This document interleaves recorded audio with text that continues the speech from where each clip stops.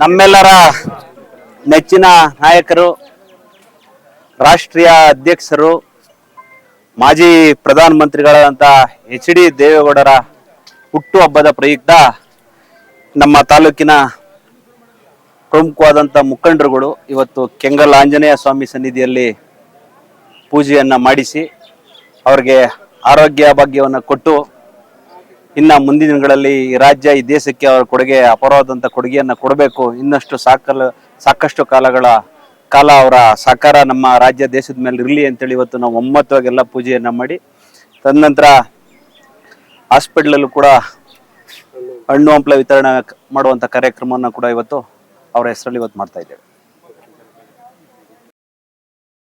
ನಮ್ಮ ದೇಶ ಕಂಡ ಅಪ್ರತಿಮ ರಾಜಕಾರಣಿ HD ದೇವೇಗೌಡ ಅಪ್ಪಾಜಿಯವರ 94ನೇ ವರ್ಷದ ಹುಟ್ಟುಹಬ್ಬವನ್ನ ನಮ್ಮ ರಾಜ್ಯಾದ್ಯಂತ ನಮ್ಮ JDS ಕಾರ್ಯಕರ್ತ ಬಂಧುಗಳೆಲ್ಲ ಸಂಭ್ರಮಿಸ್ತಾ ಇದ್ದಾರೆ.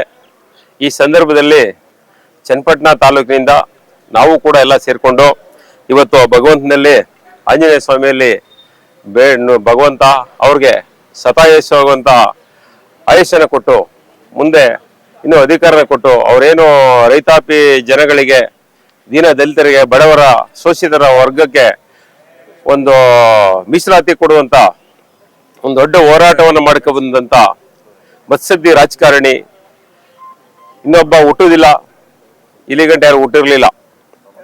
ಆ ಭಗವಂತ ಆ ದೇವ್ರಿಗೆ ಆಯುಷ್ ಆರೋಗ್ಯ ಕೊಡ್ಲಿ ಅಂತ ಹೆಂಗೆಲ್ಲ ಆಂಜನೇಯ ಸ್ವಾಮಿ ಮುಖಾಂತರ ಕೇಳ್ಕೊಂಡು ಮತ್ತೆ ಈಗ ಅವ್ರಿಗೆ ಶತಾಯುಷಿಯಾಗಿ ಆಯಸ್ ಕೊಡ್ಲಿ ಅಂತೇಳಿ 101 ಈಡುಗಾಯಿ ಒಡೆಯುವ ಮುಖಾಂತರ ಈ ಕೇಕ್ ಕಟ್ ಮಾಡಿ ಸಂಭ್ರಮಾಚರಣೆ ಮಾಡಿ ತದನಂತರ ನಮ್ಮ ಸಾರ್ವಜನಿಕ ಆಸ್ಪತ್ರೆಯಲ್ಲಿ ರೋಗಿಗಳಿಗೆ ಹಣ್ಣು ಹಂಪಲ ವಿತರಣೆ ಮಾಡಿ ಕಾವೇರಿ ಸರ್ಕಲ್ನಲ್ಲಿ ನೀರ್ಮಜ್ಜಿಗೆ ಪಾನಕ ವಿತರಣೆ ಮಾಡೋದು ಮತ್ತು ಅನ್ನದಾನ ಮಾಡುವಂತ ಕಾರ್ಯಕ್ರಮ ಎಲ್ಲನೂ ಕೂಡ ನಮ್ಮ ಕಾರ್ಯಕರ್ತರು ಇವತ್ತು ಒಂದು ಸರಳವಾಗಿ ಆಚರಣೆ ಮಾಡ್ತಾ ಇದ್ದೀವಿ.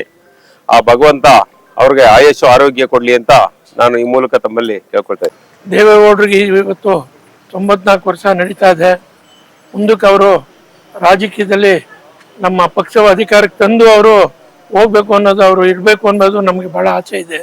ಅಧಿಕಾರಕ್ಕೆ ತಂದು ರಾಜಕೀಯ ನಡೆಸಿ ನಮ್ಮ ಕುಮಾರಸ್ವಾಮಿ ಮುಖ್ಯಮಂತ್ರಿ ಆಗುವಂಗೆ ಮಾಡಿ ಅದೇ ರೀತಿ ನಿಖಿಲ್ ಸ್ವಾಮಿನೂ ರಾಜಕೀಯದಲ್ಲಿ ಮುಂದುವರ್ಸ್ಕೊ ಹೋಗೋಂಗೆ ಮಾಡಿ ಕೆಂಗಲ್ ಹನುಮಂತನ ಇದ್ರ ಬಗ್ಗೆ ಆಶೀರ್ವಾದದಿಂದ ಇವೆಲ್ಲ ಮಾಡಬೇಕು ಅಂತ ನಾನು